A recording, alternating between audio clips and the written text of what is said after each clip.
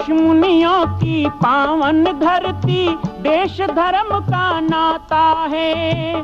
कहते सारे लोग यही हैं, गो हमारी माता है। जाग उठो ओ भारतवासी, जाग उठो ओ भारतवासी, गो पर छुरियां चलती हैं।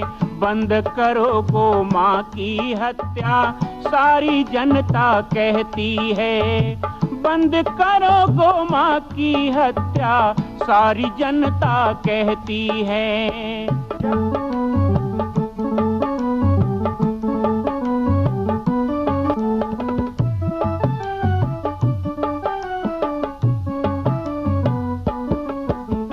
जगह जगह पर बूचड़ खाना, लाखों गौएं कटती हैं।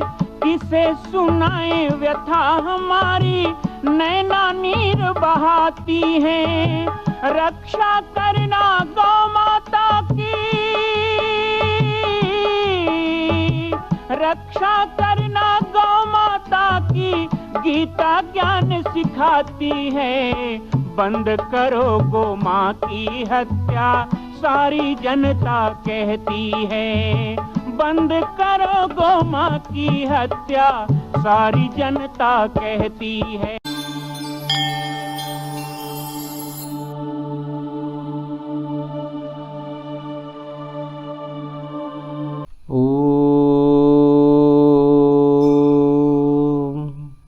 श्री जानकी वल्लभो विजयते। रामाय रामभद्राय रामचंद्राय वेदसे, रघुनाथाय नाथाय सीतायाः पतिये नमः। पावन नवरात्रि के पश्चात विजयादशमी और विजयादशमी के पश्चात विजया एकादशी के इस पर्व में आप सभी का स्वागत है। प्रत्येक शनिवार रामायण पाठ का कार्यक्रम, बाबा जी की पाती में रामायण पाठ को लेकर के उत्सुकता बनती जा रही है। बहुत से भक्तों के इस सप्ताह हमें मैसेज मिले। आप सभी ने कहा कि रामायण पाठ का समय बढ़ाया जाए और रामायण पाठ में रामायण महात्म्य के साथ साथ हमें रामचरितमानस की मूल श्रुतियों का भी अध्ययन कराया जाए। आज मैं आप सभी को पुनः रामचरितमानस के पवित्र पाठ से जोड़ता हूँ। मैंने निवेदन किया कि हमारे जीवन में रामायण पाठ एक अंग बनना चाहिए। हम प्रतिदिन रामायण के दोहे चौपाइयों से आधारित अपना दिनचर्या बनाएं।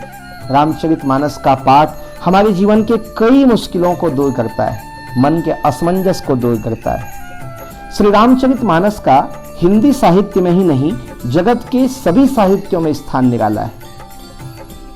इसके जोड़ का ऐसा सर्वांग सुंदर और उत्तम काव्य के लक्षणों से युक्त, साहित्य के सभी रसों का आस्वादन कराने वाला, काव्य कला की दृष्टि से सर्वोच्च कोटि का तथा आदर्श जीवन, आदर्श राजधर्म, आदर्श पुत्र धर्म, आदर्श पारिवारिक जीवन, आदर्श पतिव्रता धर्म, आदर्श भातृ धर्म के साथ साथ सर्वोच्च भक्ति, ज्ञान, त्याग, वैराग्य से सुशोभित ऐसा ग्रंथ मिलने वाला नहीं है। स्त्री, पुरुष, बालक, वृद्ध, युवा सबके लिए समान उपयोगी और सर्वोपरि सगुण साकार भगवान की आदर्श मानव लीला तथा उनके गुण, प्रभाव, रूप, नाम, इन सबको संजोया हुआ हिंदी भाषा का इसे हम धाम कह सकते हैं।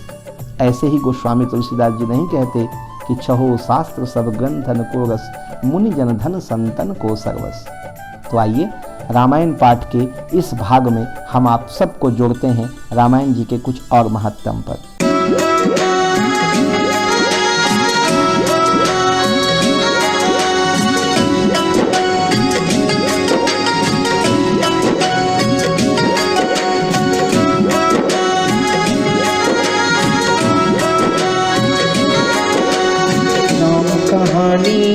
सुनो रे राम कहानी, राम कहानी सुनो रे राम कहानी। कहत सुनत आवे,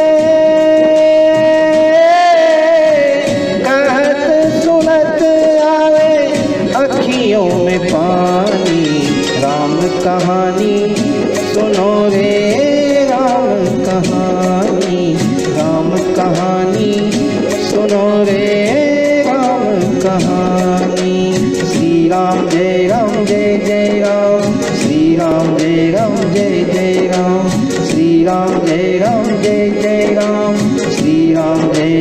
जय जय राम।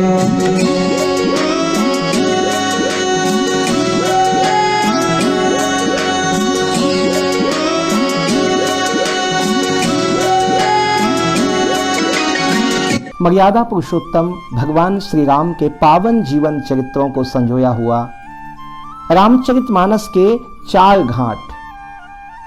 कहते हैं कि शंकर जी गिरजापति याज्ञवल्क भरद्वाज, कागभूषुंडी गरुड़पति तुलसी संत समाज। रामचरितमानस के 4 घाट हैं। एक घाट पर भगवान शिव अमरनाथ की गुफा में बैठकर माता पार्वती को राम कथा का श्रवण करा रहे हैं। दूसरा घाट प्रयाग के पावन त्रिवेणी तट पर याज्ञवल्क जी भारद्वाज जी को राम कथा सुना रहे हैं।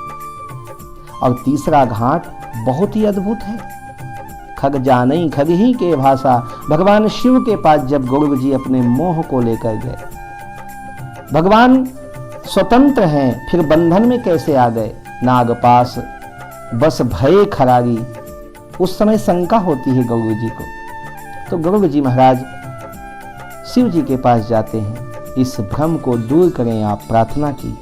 भगवान शिव कहते हैं मैं तो रास्ते में जा रहा था, आप मुझे मिल गए, मैं रास्ते में कैसे इतना बड़ा रहस्य बताऊं, इसलिए आप कागभूषुंड जी के पास जाइए। कागभूषुंड जी जो नीलगिरी पर्वत पे रहते हैं, ऐसे कागभूषुंड जी के पास उनको भेजा और शिव जी ने तर्क दिया, खग जाने खग ही के भाषा। कागभूषुंड जी जहां कथा करते थे वहां प्रतिदिन सहस्त्रों पक्षी आकर कथा श्रवण करते थे। कागभूषुंड जी धन्य है जिन्होंने केवल जीव जगत नहीं बल्कि समस्त पशु पक्षियों को भी राम भक्ति प्रदान की। अजर अमर कागभूषुंड जी के पर्वत पर जाते ही मोह का नाश हो जाता था। गौरव जी जब वहां पहुंचे तो पहले तो मोह का नाश हो गया, क्योंकि मोह जाएगा नहीं तो राम की कथा हृदय में आएगी नहीं। ऐसी सुंदर राम कथा को कागभूषुंड जी गौरव जी के प्रति कहते हैं। कागभूषुंड जी और गौरव जी की कथा करने से शंका खत्म हुई। भगवान शिव ने माता पार्वती को कथा सुनाई, यहां रामचरितमानस प्रकट हुआ। गौरव जी को कागभूषुंड जी ने कथा सुनाई तो बहुत सारी शंका जो थी उसमें, जो सामान्य जीव को शंका आ सकती थी, वो सारी शंकाओं का उत्तर उन्होंने दिया। उसी को उत्तर कांड कहते हैं। रामचरितमानस का 7वां कांड उत्तर कांड मूलतः रामचरितमानस के 6 कांड की घटित घटनाओं और कथाओं पर जो जो जिज्ञासा एक सामान्य मनुष्य के मन में आ सकती है उसका प्रश्न उत्तर है, इसलिए उसे उत्तर कांड कहते हैं। और तीसरी कथा जब याज्ञवल्क जी और भरद्वाज जी करते हैं तो 2 ऋषि जब बैठते हैं तो वैज्ञानिक शोध होता है।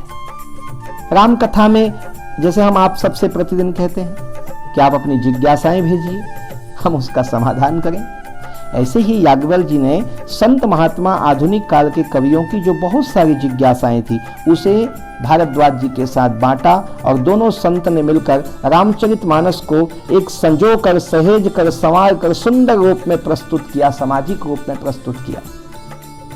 कथा आती है कि जयंत की कथा जैसे है कि सीता चरण चोंच हति भागा, मूढ़ मंदमति कारण कागा। लेकिन बहुत से रामायण में इसका वर्णन है और प्राचीन कथा है कि क्या केवल पांव में चोंच मारने से राम रुष्ट हो गए? नहीं, सीता जी को जयंत ने कौवे का रूप धारण करके और बुरी भावना से वक्ष में चोंच मारा, सीने में चोंच मारा। लेकिन यही 2 संत बैठे कि कलयुग आएगा और ऐसी राम कथा लोग सुनेंगे तो ठीक नहीं है, तो उन्होंने चरण शब्द कह दिया, सीता चरण चोंच हति भागा। उसे गोस्वामी तुलसीदास जी ने बाद में मानस में रखा है।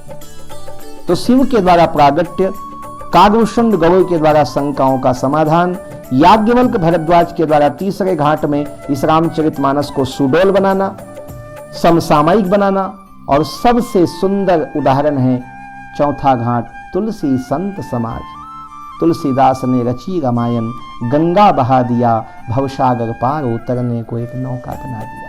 गोस्वामी तुलसीदास जी अपने संत मंडली में जब रामायण को लेकर बैठते हैं तो वो केवल रामायण को सहेजते संवारते ही नहीं हैं, बल्कि रामचरितमानस को जनमानस की भांति उतारते हैं। गांव का छोटा सा छोटा देहाती व्यक्ति भी इसको समझ सके, इस गूढ़ विषय को आंखों में आंसू भर के सुन सके और हृदय में उल्लास लेकर समझ सके और भगवान के शरण हो सके।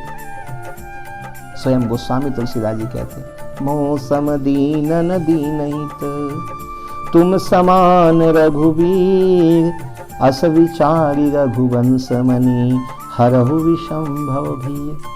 ऐसी कातर प्रार्थना सबके हृदय में परमात्मा के प्रति आ जाए तो परमात्मा तो सबका उद्धार ही कर दे।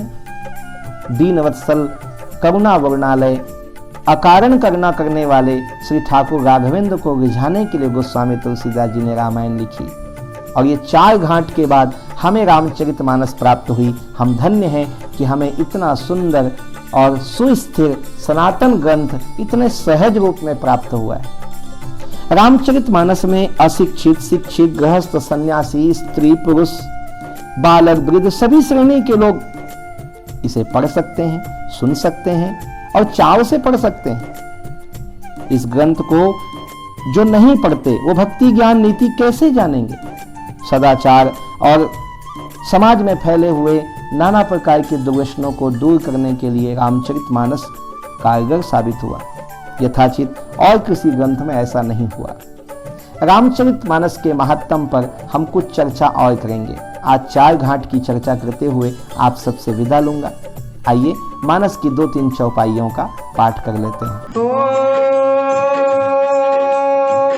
मंगल भवन अमंगल हारी, द्रवहु सुदशरथ अजीर बिहारी।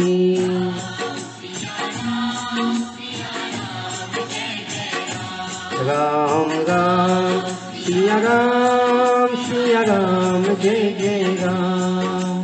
ओ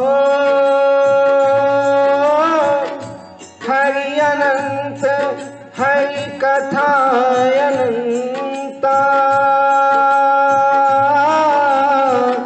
कहीं सुनई बहुविधि सब संता।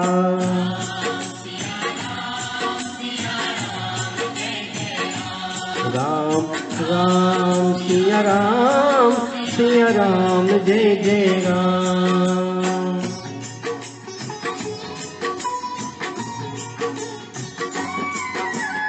ओ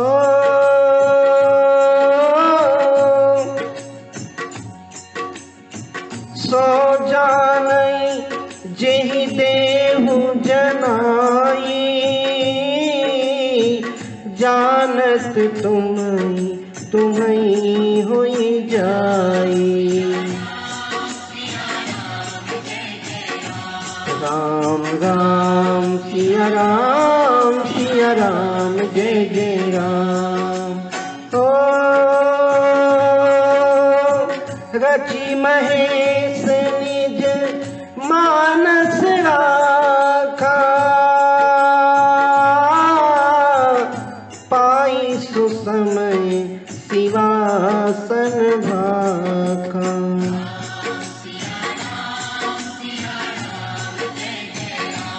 राम राम सिया राम, सिया राम जय जय राम। मां कौशल्या की पावन जन्मभूमि छत्तीसगढ़ प्रांत में बालोद जिला में स्थित है श्री सर्वसिद्ध शक्तिपीठ जामड़ी पाटेश्वर धाम।